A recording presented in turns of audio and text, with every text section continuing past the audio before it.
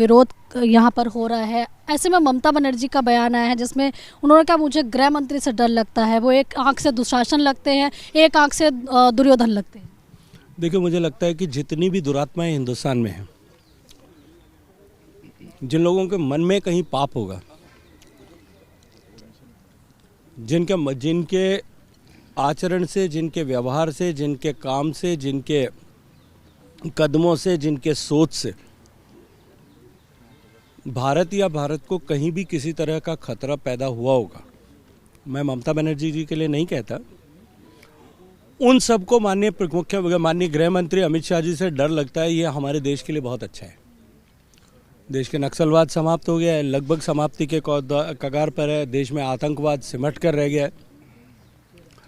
भारत विरोधी ताकतों को, भारत विरोधी काम करने वाले लोगों को ये मन में खौफ रहे, ये आवश्यक है। अब ममता बनर्जी को मुझे लगता है क्यों डर लगता है, क्यों हम तो सिर्फ भारत विरोधी और भारत के विरोध में काम करने वालों को डराने के लिए गृह मंत्री जी अपने कदम उठाते हैं।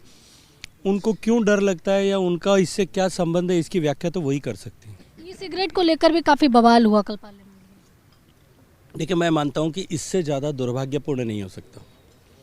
और ये जो लोग लोकतंत्र की रक्षा की दुहाई देते हैं, संविधान खतरे की दुहाई देते हैं, अगर पार्लियामेंट हाउस के चैम्बर में बैठ करके कोई स्मोक करता है, तो पार्लियामेंट का सेशन चल रहा हो उस समय कोई स्मोक करता है, जनरल स्मोकिंग की बात कर रहा हूँ, मुझे लगता है कि इससे बड़ा लोकतंत्र का अपमान कुछ नहीं हो सकता।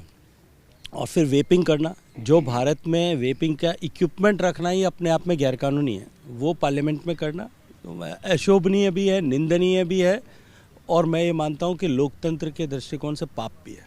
आप एज ए संस्कृति मंत्रालय आपके पास है, एक मंत्री होने के नाते क्या कहना चाहेंगे विपक्ष?